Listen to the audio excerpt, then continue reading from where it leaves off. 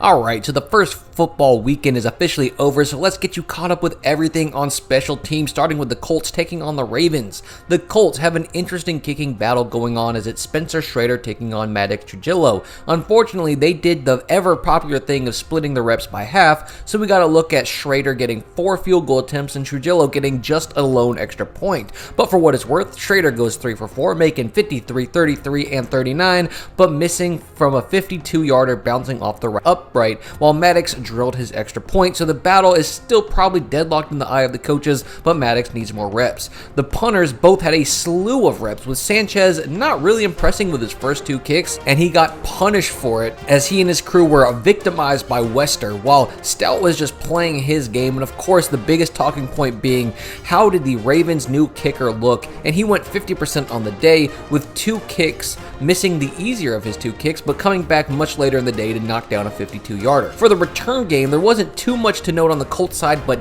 damn, Wester showing off some great vision, being able to return a punt for a touchdown, and Rashid Ali almost broke one on kickoff, running the sort of counter as he finds a lane against the grain of his blocking, where Schrader touching him was just enough to allow him to get tackled later. But the Bengals and Eagles don't really have any battles going on in their special teams game, but we did see an out-of-position kicker as Braden Mann took a rep at kicking while Jake Elliott held for him, so I guess they're just checking on some Mayday scenarios. Both teams were able to show some good punt returns, with Jermaine Burton getting a nice 32-yard return with a good ability to just grab a ball on the run and capitalizing on a poor punt by Braden Mann to set up the Bengals in good field position, and Smith showed some twitchy returning ability. He's got to be able to track these footballs better, but once he gets that, oh my god, it looks like he's going to be a problem as he's able to make guys miss, find a lane, and bring it back 46 yards, where can we give some props to the Bengals long snapper Cal Domitis, the Greek god of long snapping, because he doesn't just make this play, but there's a caravan running with Smith, and Cal takes a blocker and throws both of them into the returner to bust this play up, which is a great rule that if you're lead blocking the returner, you should probably be looking for somebody to block instead of trying to see what your returner is doing.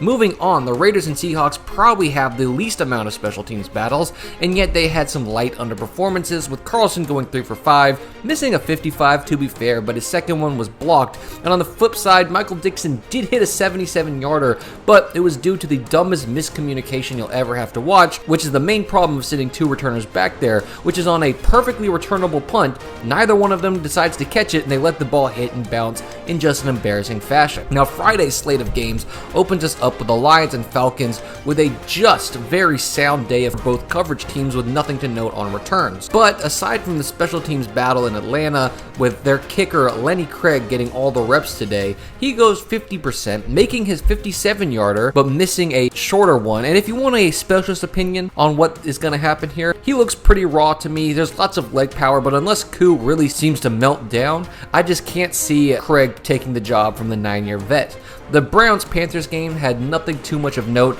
aside from both of the Browns and Panthers scratching some names off potential returners, as there are a lot of balls hitting the ground. The Panthers' kicking battle remained close to a deadlock, as you can imagine, with Fitzgerald getting a lone 32-yard field goal and Wright getting a lone PAT, which is the equivalent of a 33-yard field goal. For what it's worth, both punters were balling out, as Boho had 5 punts for 51 yards, and Sam Martin had 7 punts for 50.7 yards, allowing only one big return, which is by the Browns' Larvadane, who probably could have had a house call if it wasn't for a Gifford tackle saving the day and probably moving Gifford higher on the chance of getting a spot on this team. On to the Patriots Commanders, where obviously the big play was the opening kickoff for the Patriots, as there was no crazy scheme changeup. This is just what it looks like if everybody sticks on their blocks and the returner can stay on his path, as the new kickoff rule leaves the coverage so thin that you only need to beat really one guy to just bust it wide open. And it almost happened again, as this time he finds a cutback lane and he busted a 62-yarder,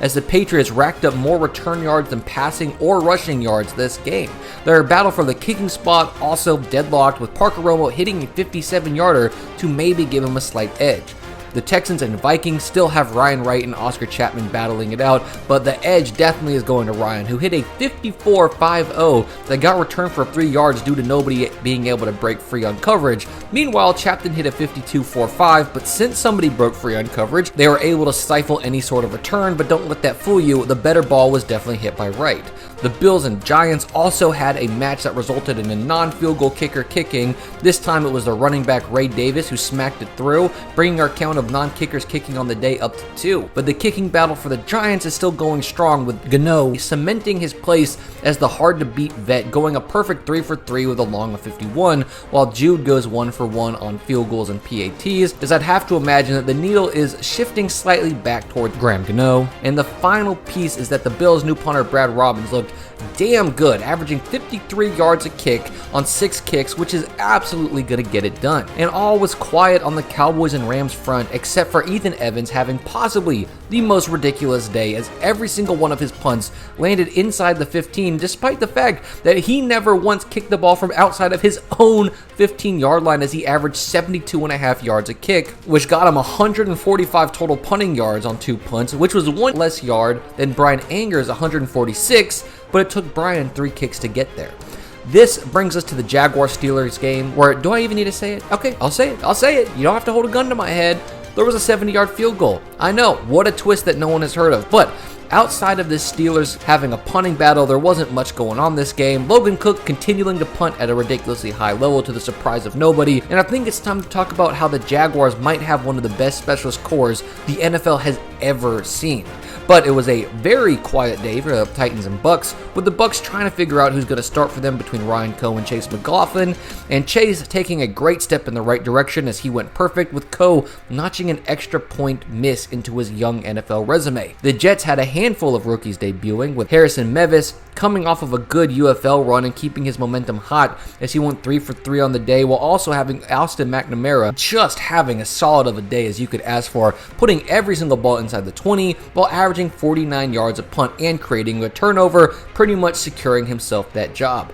Meanwhile, Daniel Whelan for the Packers is still just absolutely blasting punts, as he averaged 52 yards on 6 attempts while keeping returns to a minimum. The Chiefs were getting to see their punter Matt Araiza have flashbacks to his SDSU days, as he was just bombing punts. Yeah, they were largely down the middle, but 57 yards a pop is going to make a lot of people not care about that. The biggest part about this whole game was how number 80 on his protection was just getting worked by Cardinals rusher all day. The Broncos saw their rookie draft pick punter get his first start, and he had some hiccups, I can't lie, as his first punt gets the field foot backed on him as it was returned to the 43 in a pooch punt situation. His second punt, he tries to hang it up higher, but it comes down short, only netting 25 yards on the punt before he finally gets his one chance to hit an open field punt, and it is a pretty ugly one, but luckily it takes a good roll to look a lot better on paper than it did to watch. On the flip side, the 49ers had another Morstead day, as he was just pinning the Broncos back consistently, with their defense locking in a free 2 points off the safety, which we love to see,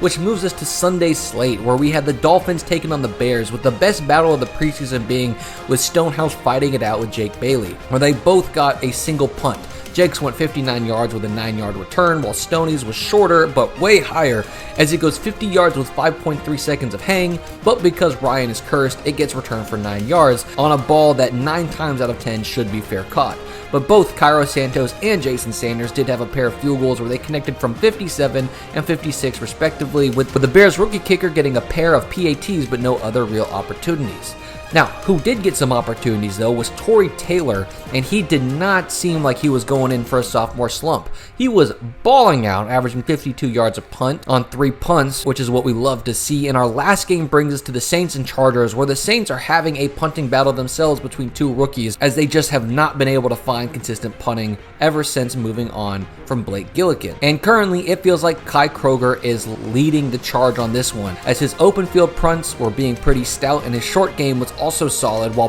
Burnup had some slight hiccups, like his one more open field punt only going 38 yards when he had a chance to put it a lot further. But who's definitely losing is the returners right now, who had 2 drops on the day and no big returns to make up for it, while J.K. Scott and Dicker for the Chargers looked as good as ever. So now we're going to go to our way too early rankings for top 3s. 3, I'm going to give it to Brad Robbins, who is starting off strong this season. 2, obviously goes to Ariza because a 57-yard average is nothing to shake a stick at, with number 1 being to the guy who averaged 72.5 yards a punt, Ethan Evans. If you can keep that up all season, we are going to be in for a wild ride. But for a much looser top 3, let's go to the kickers, where at 3, I'm going to go Jason Sanders. You just can't go wrong. He always hits the ball well. 2, are going to give it to Dicker, who is still looking really solid. And is it any question who number 1 goes to, except for Cam Little, who was the only clear consensus number 1 at this point? But let me know what you guys think. I'll catch you next week. Who did I miss talking about? And peace.